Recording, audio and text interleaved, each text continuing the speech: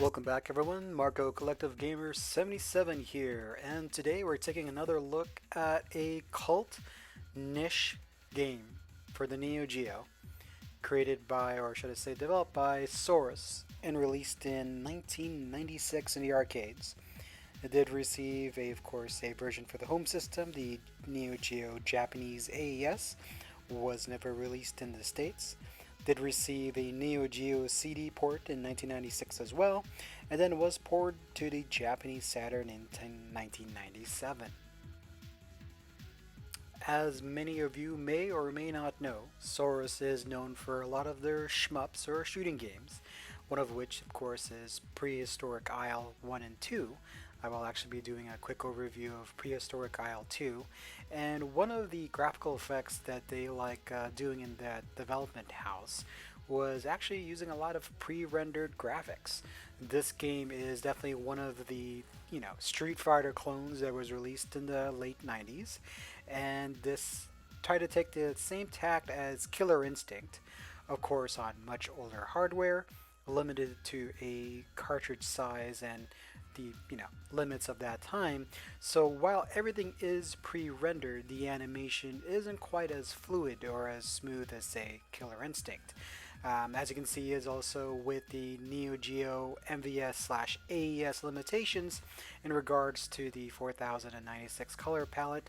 The basically the CG rendering is a bit more limited and downplayed in regards to the colors and also the sharpness of the game. It is fortunately finally released on the Nintendo eShop, so you can play this on the Nintendo Switch. Unfortunately, this game did not quite age as well as some of the other titles like Breaker's Revenge, or even Voltage Fighter Gao Kaiser. The gameplay is it's a weird mix of some fast movements, but also some slow movements as well. It's again very akin to Killer Instinct in that respect, but the Killer Instinct game has much better fighting game mechanics. The game does feature an aerial battle system, which is easily done by pushing up on the joystick and both of the weak punch and weak buttons together, allowing for air combos and dashing. Players can also charge up their power gauge, which is based on 4 different elements. Each character can only use 2 of the elements, and they also have desperation moves as well, and super desperation moves which can only be used when the player life is basically flashing. I still remember seeing this game way back when I used to work at a game store, and one of the customers came in. His name was Mario, and he basically had this on a Neo Geo AES, and it was, of course, at that time was very expensive, as they didn't produce a lot of the Neo Geo home versions of this game, and of course this is one of the few, or actually only, pre-rendered CG fighting games on the Neo Geo. I do remember playing it on the stick, and while I was impressed for that time, seeing CG rendered characters on the Neo Geo, it unfortunately, as I mentioned, did not age very well once you do play this game on Nintendo Switch and you're playing it in high def. This game definitely does look better when you're playing it on analog via your regular, either S-video cables on the Neo Geo or the analog cables using the old-fashioned yellow for video and white and red for stereo. The actual gameplay itself, along with the visual and audio presentation, it's pretty mixed. It wasn't, none of the tracks really stood out for me, and none of the characters, even though they took, some inspirations from Chinese mythology, like Son Goku is still in here as well, they just didn't quite speak to me. There's definitely a lot of Street Fighter movements, like Dragon Punch. This main character here that I'm using, Sasano, does have has a Dragon Punch using the same exact motion. The gameplay feels a little floaty in some respects. The turn animations and the hitboxes feel a little loose. It is unique, and I definitely picked it up for the Nintendo Switch, as it's a lot cheaper to pick it up on that than trying to find or purchase the AES version of the game, which was only released in Japan. There was no American AES port of this. You can pick this up for the Neo Geo CD as well, and also it even came to the Wii Shop, the Virtual Console as well. There's also a Sega Saturn version which was released in Japan. But overall, for the Nintendo Switch at $8, unless you're a nostalgic Neo Geo gamer like me, I have a hard time even recommending this at $8. I would probably get it on sale if I wasn't such a huge Neo Geo fan. And speaking to more about the gameplay itself, and I think part of the reason why it doesn't feel quite as tight as traditional, basically pixel or hand animated fighting game characters, the CG rendering, just due to the time involved for this game being 25 years old, of course, at that time, Silicon graphic machines were very expensive, and CG rendering those and then trying to stuff and fit that into a cartridge was very time consuming, trying to, of course, make sure it fits into the 4096 displayable colors on the Neo Geo, even though it is a 24-bit system. Uh, it was, quite a feat for its time, but definitely can't hold a candle to Killer Instinct.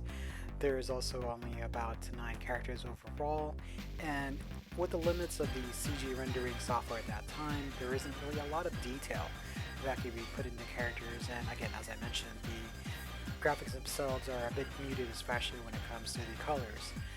But I think this, that kind of pre-rendered graphics did help, achieve some notoriety for the game itself, but it also unfortunately hampered the controls, as with the animation they would actually have to play out, so the gameplay itself suffers, so it feels like there's some discernible lag from the movements because of the animation, so it doesn't quite feel as tight gameplay wise as far as like a Street Fighter 2 or other games of its time like Breakers, even the later Fatal Fury games, the King of Fighters games. But as a niche title, it's actually not too bad. Again, even though I am a diehard Neo Geo gaming fan, I had unfortunately a hard time, especially with budget-wise, being able to really recommend getting an AES version of this game. On the Neo Geo Switch, again, as I mentioned, $8, well, $7.89 plus tax. For some people, it'll be worth it. I personally just paid that because I am still a huge Neo Geo fan, and I do want to support ACA and SNK with actual, versions of the game that is actually licensed and released. That said, if you're a casual fighter and just curious, I probably would only pick this game up if it were like $4 and you were really, really curious about the game. Again, there's not a lot of characters to this game, so the variety is kind of pretty short-handed. I'd actually recommend Breakers or Breakers Revenge over this title, but if you and your friends are looking for something a little niche, but still want to have some fun and a bit of laughs, unfortunately at the game's expense, I would say this would still be a title for that, or if it was on sale on the eShop. Again, the gameplay itself is just not as tight as it could be, especially for a game released in 1996. The animation is okay. I unfortunately got limitations of that time using the MVS or Neo Geo board and trying to stuff all that CG graphics onto a cartridge. Whereas Killer Instinct, the reason why it was so fluid for that time was actually played on, and a lot of the animations and backgrounds was stored on a hard drive. So of course, a hard drive versus cartridge, no contest there. They were able, of course, to put a lot more in as far as, gameplay, graphics, animation, and sound. The music itself is unfortunately pretty forgettable, and a lot of the sound effects, as far as the character voices, are actually a little annoying. So I actually, when I do play this, I keep it as low volume as possible, usually between 30 and 40%. But as I mentioned, I am a fan of Neo Geo overall, and this is still a game that I did want to collect, even if it was digital on the Nintendo Switch. Would I recommend it kind of moving forward? Again, only if you're really, really curious, or if this game was on sale, or if you are a collector. Of course, some circles, due to the small amount of cartridges, AES cartridges, or home Neo Geo games produced, this does fetch fairly decently high price, but I don't know if I would pay it at this day and age. Maybe if I had originally bought it when it was first released in '96, and then of course having the price go up now, it would be worth it just for collection or investment sake for the future.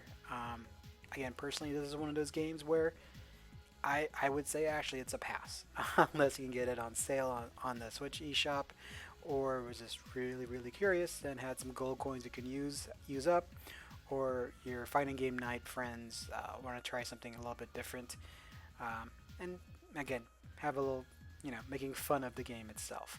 The gameplay itself is loose. It's not quite as tight as it needs to be compared to other fighting games of its genre or available on a Nintendo eShop, but it was still interesting to take a kind of a look down memory lane. So thanks for watching. Please like and subscribe.